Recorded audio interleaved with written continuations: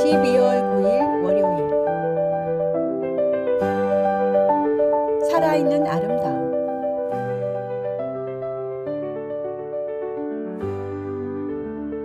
대림절이 되면 교회마다 성탄의 기쁨을 담은 장식으로 가득합니다. 예배당에는 대림절 촛불이 밝혀지고 초 주변에는 아름다운 꽃장식이 더해집니다. 대림절 기간인 4주 동안 유지해야 하기에 생화 대신 조화로 꾸미는 경우도 많습니다. 요즘 조화는 정말 정교하게 만들어져 만져보지 않으면 생화와 구분하기 어려울 정도입니다. 그런데 조화와 생화를 구분하는 간단한 방법이 있습니다. 바로 상처를 찾는 것입니다. 생화에는 작은 흔적들이 있습니다. 꽃잎이 살짝 시들거나 잎사귀가 찢어졌다가 아문 자국, 가지에 난 흠집들. 이런 흔적은 꽃이 살아있다는 증거입니다. 반대로 조화에는 그런 상처가 없습니다. 우리 삶도 마찬가지입니다. 상처는 두려워하거나 감추어야 할 것이 아닙니다. 오히려 그것은 우리가 살아있다는 증거입니다.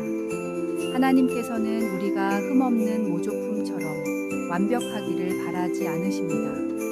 상처가 있어도 생명력 넘치는 생화처럼 우리의 믿음도 살아있기를 원하십니다. 하나님 나라를 아름답게 장식하는 데 쓰임받는 우리의 삶은 때로 상처를 통해 더욱 빛날 수 있습니다. 대림절은 주님께서 이 땅에 오신 날을 기다리며 준비하는 절기입니다. 예수님의 손에는 십자가에서 남긴 못자국이 있습니다. 그 못자국이야말로 세상을 향한 하나님의 사랑을 가장 깊이 증명하는 상처입니다. 상처는 아픔이지만 동시에 사랑이고 희생이며 생명의 흔적입니다. 대림절을 맞아 우리의 삶도 주님의 손처럼 상처로 인해 더 아름다운 이야기를 담기를 소망합니다. 살아있는 믿음으로 우리 삶을 하나님 나라를 위한 생명력 있는 꽃으로 피워봅시다. 오늘의 말씀. 이것을 너희에게 이르는 것은 너희로 내 안에서 평안을 누리게 하려 함이라. 세상에서는 너희가 환난을 당하나 담대하라. 내가 세상을 이기었노라. 오늘의 만나. 상처를 두려워하지 말고 그 안에서 생명을 피워내시는 하나님의 은혜를 믿으며 살아가십시오.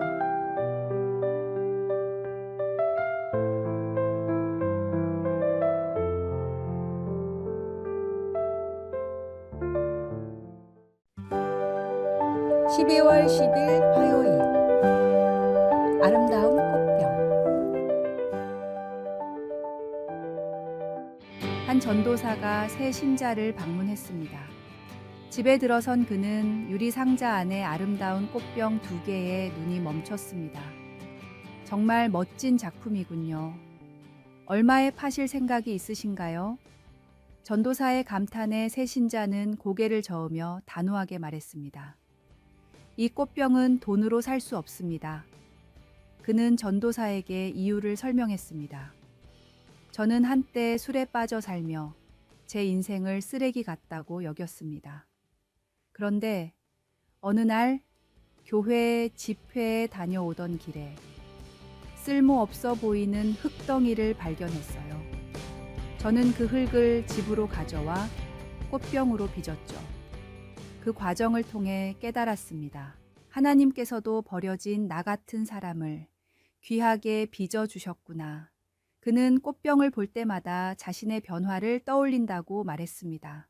하찮아 보였던 흙덩이처럼 우리도 때로 자신을 하찮게 여길지 모릅니다.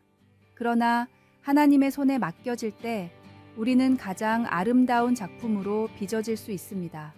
중요한 것은 남들의 시선이 아니라 우리 안에 숨겨진 가능성을 믿고 하나님께 내어 맡기는 것입니다. 우리 각자는 독특한 작품입니다. 다른 사람의 평가나 시선에 흔들리지 마십시오.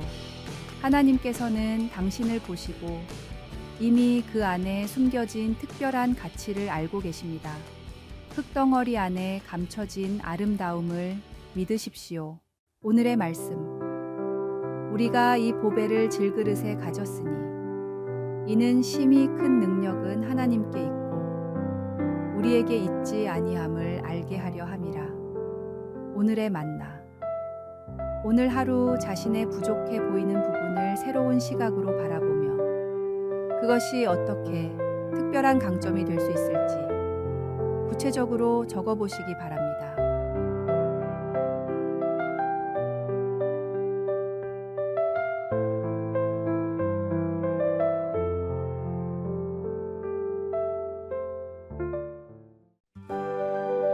12월 11일 수요일 귀양살이에서 얻은 믿음. 1904년 이주는 나라를 위해 분연히 일어선 투사였습니다. 친일 조직인 일진회의 횡포에 맞서 공진회를 결성하며 친일파의 부당함을 탄핵했습니다. 그러나 그의 정의로운 외침은 모략에 휘말려 3년형을 선고받고 같은 해 12월 24일 이주는 황주의 외딴섬 철도로 유배를 떠났습니다. 차가운 바람이 그의 뺨을 스쳤고 손에는 성경 한 권이 들려 있었습니다. 당시 연동교회를 다니긴 했지만 그의 신앙은 아직 깊지 않았습니다. 외딴섬의 적막 속에서 이주는 전혀 다른 세상과 마주했습니다. 고독이 짙게 깔린 밤마다 성경을 탐독하며 그는 깊은 신앙의 세계로 빠져들었습니다. 끝없이 이어지는 파도 소리는 그의 마음에 울림을 주었고 그는 깨달았습니다. 예수님의 성스러운 십자가의 피로 인한 의가 나에게도 필요하다. 유배라는 고난이 없었다면 그는 그저 성경을 지나쳤을 것입니다. 그가 기록한 바에 따르면 유배의 시간은 단순한 고난이 아니라 구원의 초청이었습니다. 이준이 유배에서 풀려난 것은 한 달 남짓이었지만 그의 삶에는 영원히 지워지지 않을 흔적을 남겼습니다. 고통은 그를 무너뜨리지 않았습니다. 오히려 영혼의 뿌리를 깊게 내려 주님의 은혜로 살게 했습니다. 초대교회의 신앙이 박해 속에서 자랐듯 한국교회의 믿음도 고난 속에서 깊어졌습니다. 바다의 풍랑이 산소를 만들고 거친 바람이 나무의 뿌리를 깊게 하듯 우리에게 닥치는 고난은 결코 무의미하지 않습니다. 주님께서 함께 하실 때 고난은 축복으로 변화합니다. 우리도 이준처럼 고난 속에서 주님의 빛을 발견하지 않겠습니까? 오늘의 말씀. 여호와의 말씀이니라. 너희를 향한 나의 생각을 내가 아나니 평안이요 재앙이 아니니라. 너희에게 미래와 희망을 주는 것이니라. 오늘의 만나. 오늘 하루 자신이 겪고 있는 어려움이나 고난을 새로운 시각으로 바라보며 그 속에서 발견할 수 있는 성장의 기회를 일기장에 적어보시기 바랍니다.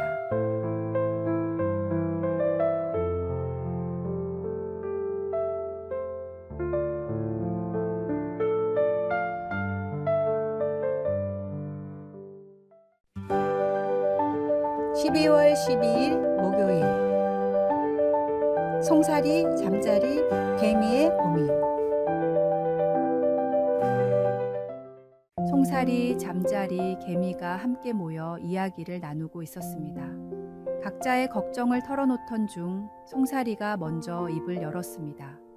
나는 수영을 잘하는데 혹시 내가 수영하기에 강물이 모자라면 어떡하지? 잠자리와 개미는 어이가 없다는 듯 대답했습니다. 강물은 충분하고도 남아.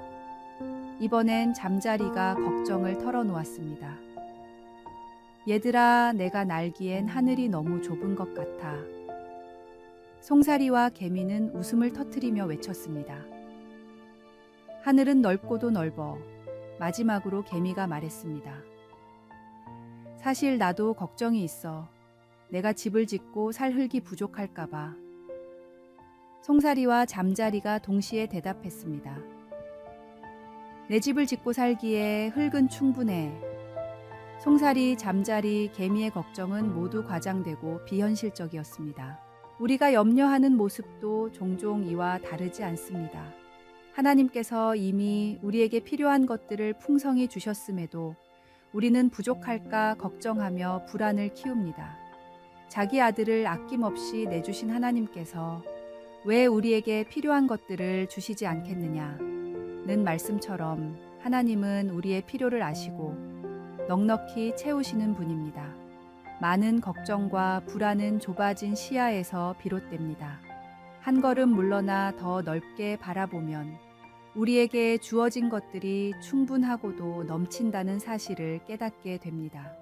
마치 하늘과 바다와 땅처럼 하나님의 은혜는 생각보다 훨씬 더 풍성합니다. 우리의 걱정은 현실보다 커 보일 뿐입니다. 오늘 하루 하나님께서 이미 주신 넉넉함을 믿고 감사하며 살아가면 어떨까요? 오늘의 말씀. 공중의 새를 보라. 심지도 않고 거두지도 않고 창고에 모아들이지도 아니하되 너희 하늘 아버지께서 기르시나니 너희는 이것들보다 귀하지 아니하냐. 오늘의 만나. 하나님께서는 이미 우리에게 필요한 모든 것을 풍성히 채워주셨습니다. 우리의 걱정은 종종 현실보다 과장된 것이니 하나님의 은혜를 믿고 감사하며 살아갑시다. 부족함이 아니라 넘치는 은혜를 볼 수 있는 눈을 구합시다.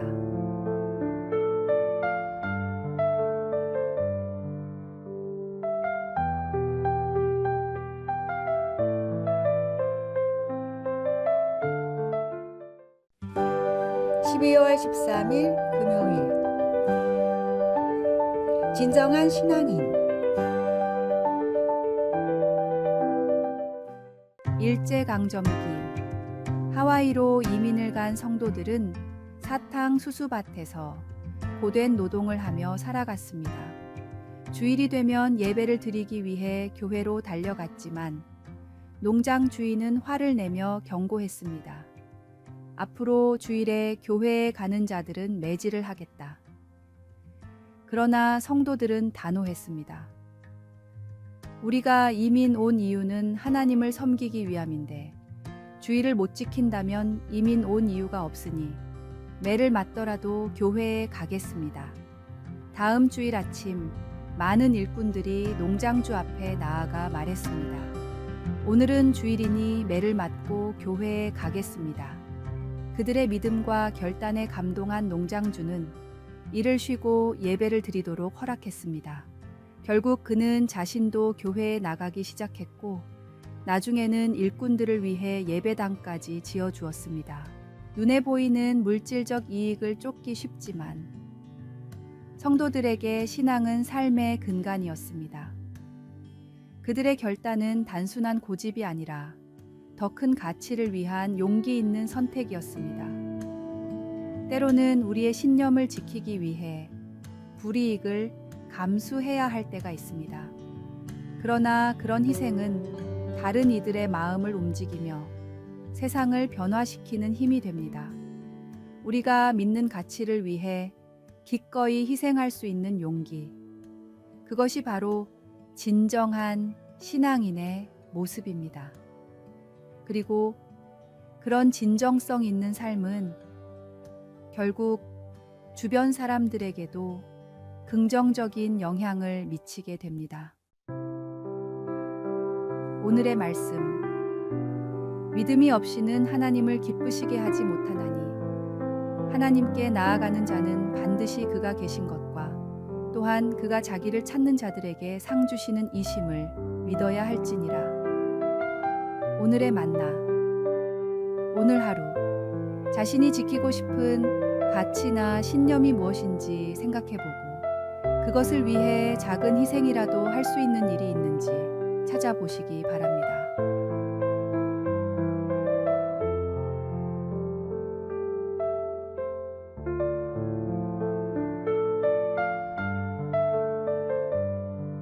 아래의 빨간색 글자 구독을 누르시어 더 많은 전도의 열매를 맺으시기를 기도합니다.